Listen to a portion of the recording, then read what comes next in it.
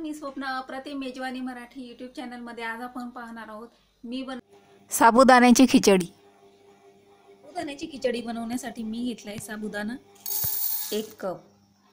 आता साबुदाण्यातला स्टार्च जो असतो तो निघून जाईपर्यंत साबुदाणा स्वच्छ धुवून घ्यायचा 2-3 पाण्याने। हलक्या हाताने साबुदाणा असा चोळून घ्यायचा, याच्याने सर्व स्टार्च त्याचा निघून जाईल। आता यातलं मी पाणी काढून घेते।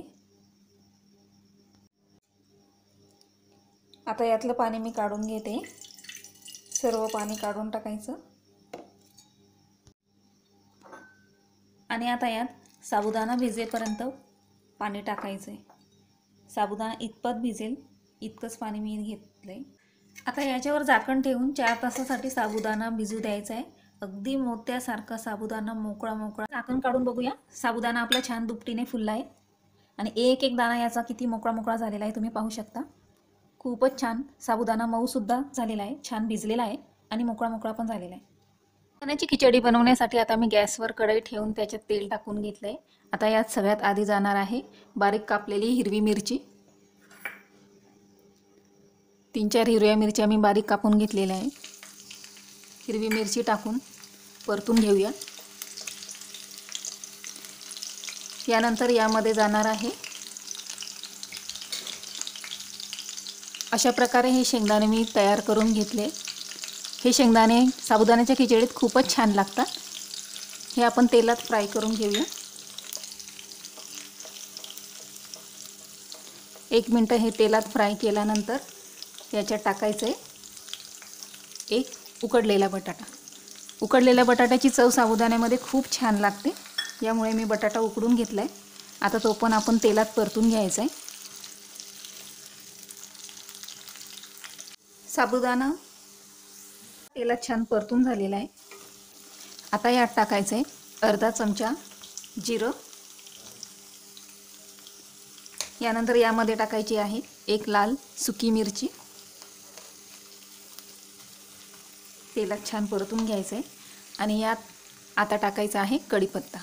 आता जिरं आणि कढीपत्ता हे उपवासाला तुम्हाला नसेल चालत, उपवासाला चालतच नाही, यामुळे खिचडी बनवताना या वस्तू टाकायच्याच नाही। पण इतर वेळीही तुम्ही अशी साबुदाण्याची खिचडी बनवून खाल तर खूप छान होईल, त्यामुळे मी आता इथे टाकलेलं आहे। जेव्हा उपवास असेल तेव्हा कढीपत्ता आणि जिरं नाही टाकलं तरी चालेल। आता यानंतर यामध्ये जाणार आहे शेंगदाण्याचं कूट। शेंगदाणे भाजून मी छान कूट तयार करून घेतले।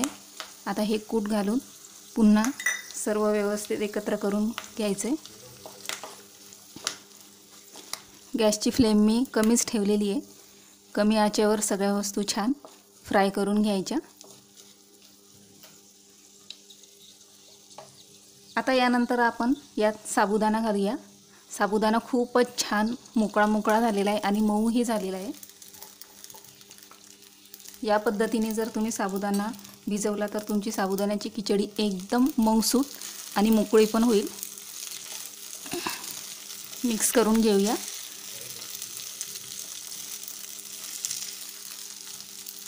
साबुदाण्याची चव वाढवण्यासाठी एक वस्तू आपण यात टाकायची आहे, ती मी तुम्हाला नंतर सांगणार आहे, त्यासाठी व्हिडिओ शेवटपर्यंत नक्की बघा। आता यात आपण टाकणार आहोत शेंगदाणे। हे शेंगदाणे मी आधीच फ्राय करून ठेवले होते, ते यात टाकून घेतले। मिक्स करून घेऊया।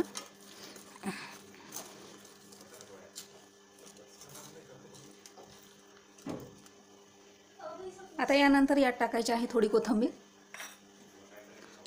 कोथिंबीर पण ऑप्शनल आहे, तुम्हाला नको असेल तर नाही टाकली तरी चालेल। उपवासासाठी साबुदाणा करताना यात कोथिंबीर टाकायची नाही। मिक्स करून घेऊया। पण आता मी टाकली आहे यात, म्हणजे अशी चटपटीत खिचडी आपण इतर वेळीही बनवून खाऊ शकतो। आता साबुदाण्याची चव आणखीनच छान होण्यासाठी आपण यात टाकायचं 1 चमचा तूप। 1 चमचा गाईचं तूप मी इथे घेतलेलं आहे। साबुदाण्याच्या खिचडीत तूप खूपच छान लागते, तुम्ही ही खिचडी बनवाल तेव्हा नक्की टाकून बघा। मिक्स करून घेऊया। आणि यानंतर आता यात जाणार आहे, मी तुम्हाला सांगितलं होतं एक वस्तू यात आपण टाकणार आहोत, ती म्हणजे साखर। अर्धा चमचा यामध्ये साखर टाकून घ्यायची आहे। साबुदाण्यामध्ये साखर खूप छान लागते।